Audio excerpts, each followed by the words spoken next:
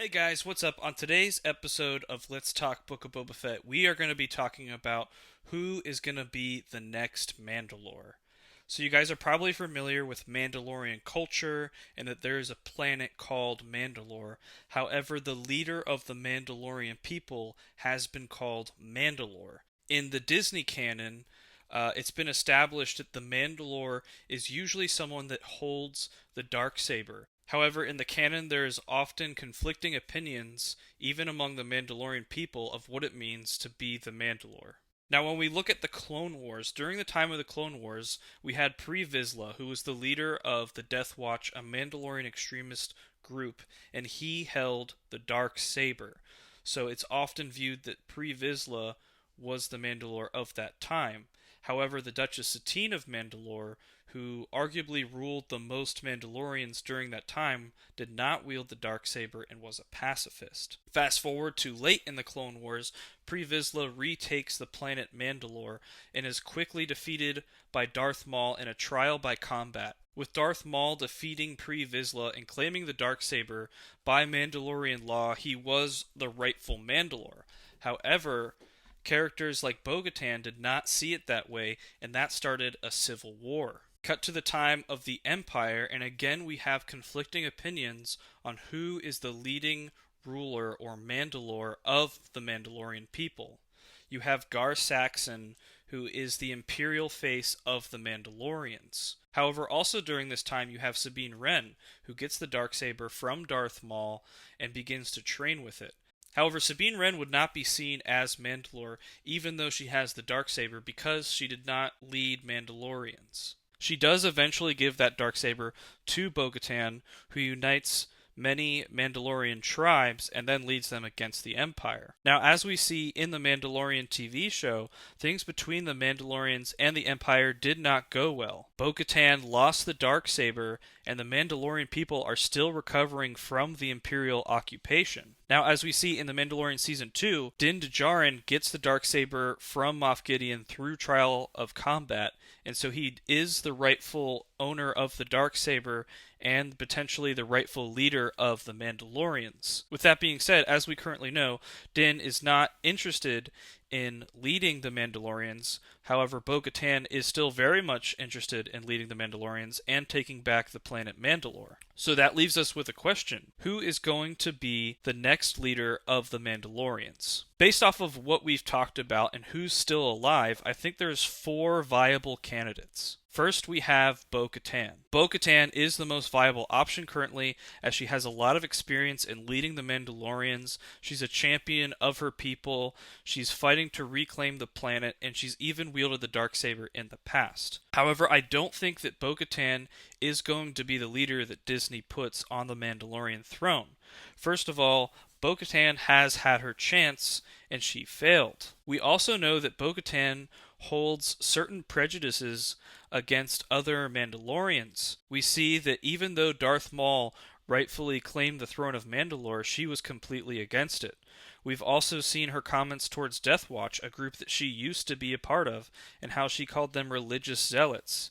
And we even hear comments of her claiming Boba Fett to not be rightfully Mandalorian, even though we know his family history, and it is in line with Mandalorian culture. So even though Bo-Katan is perhaps at face value the most obvious choice, I don't think she's the right choice. Moving on, we have Sabine Wren. Now, when we saw Sabine Wren in Rebels wielding the Darksaber, she was simply too young to be Mandalore. There's also the conflict between Sabine's Rebel family and Sabine's Mandalorian family. If you are familiar with the Rebels TV show, Sabine is much closer with her Rebel family than she is her Mandalorian family. So while Mandalorians are important to Sabine, I don't know if they are important enough for her to lead them. Now, this is a tough call to make for Sabine because we are not sure what Sabine has been up to all these years. However, I think that she is the least likely candidate as of now because I believe that she'd be more tied with Ahsoka and Ezra and whatever those characters are up to at the moment, and less so with the state of Mandalore. Our third option is, of course, Dindajarn the Mandalorian. Now, when looking at Dindajarn's potential to be Mandalore, I think it's important to look at the behind-the-scenes decisions being made. because while lore is important, it doesn't help us understand the decisions that people like Dave Filoni and Jon Favreau are making when they're looking at the future of this series. I think that Dindajarn is the most likely candidate for Disney to be the next Mandalorian. I say that first and foremost because of the show that he's in. It's called The Mandalorian. And so we are getting a story about a character that is true to the Mandalorian culture. Dindajarn is as true of a Mandalorian as Obi-Wan is a Jedi. So it makes a lot of sense for his character to become the Mandalore. Also, Dindajarn is the current owner of the Darksaber. So as we know by Mandalorian law, he is the current rightful Mandalore. That being said, if Din is going to be the Mandalore, he has a lot to grow. Just in the second season of The Mandalorian, Din only really understood Mandalorian culture through the lens of Death Watch. Din also isn't interested in being Mandalore as of the season 2 finale, but it's also important to look at the two most important distincts of Dindajarn as a character. If there's two things that we know about Dindajarn, it's that he cares about Grogu and he cares about Mandalorians. Now that Grogu is out of the picture for Dindajarn, there's really only one thing for him to do, and that's to focus on the Mandalorians. So while I believe that Dindajarn is going to be the pick for Disney, there is a fourth option, and it is my personal favorite option and preferred option for who the next Mandalore is going to be, and that is Boba Fett. So again, with Boba Fett, I think it's important to look at the behind the scenes as to why he should be Mandalore. Now in the EU, Boba Fett does become Mandalore, and Dave Filoni and Jon Favreau have been doing a great job of incorporating elements of the EU when they can. More than that, however, the reason that we have Mandalorians, the reason that we have their culture and their people and their stories are all because of Boba Fett. Boba Fett's character and design were the inspiration that then led into an entire culture of people. Therefore, I just think it would be poetic for the character that created Mandalorians, in a sense, to become the Mandalore. To me, it just feels right. However, in the lore, there is some precedence for Boba Fett becoming the Mandalore. First and foremost, as we've seen in the beginning of the book of Boba Fett has spent a lot of time learning to become a leader. Also within Mandalorian culture, there is a lot of precedence for Boba Fett to become a Mandalorian. As we see in Boba Fett's armor's chain code, Boba Fett got his armor from Jango Fett and Jango Fett from Jaster Muriel. Jaster Muriel in the EU was a Mandalorian, very similar to Dindajarn in that he was a true Mandalorian to his people. He even fought against the Death Watch.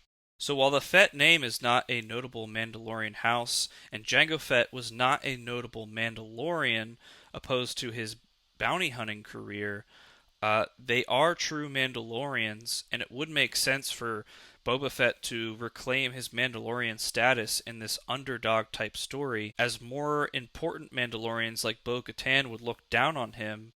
Perhaps other Mandalorian underdogs would look up to him, and it would unite more of the Mandalorian people. All that being said, I don't think that Boba Fett will become the Mandalore. Currently, Boba Fett only seems interested in ruling in the criminal underworld.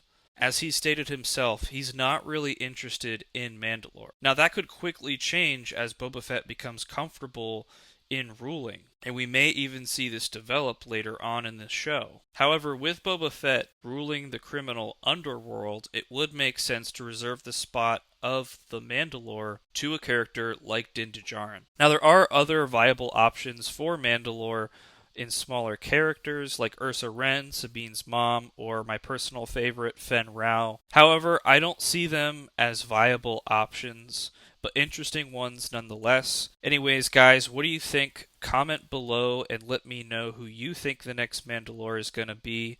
And who knows, maybe by tomorrow's episode, we might even have more hints and details as to the future of the Mandalorian people. I'll catch you guys tomorrow. Peace out.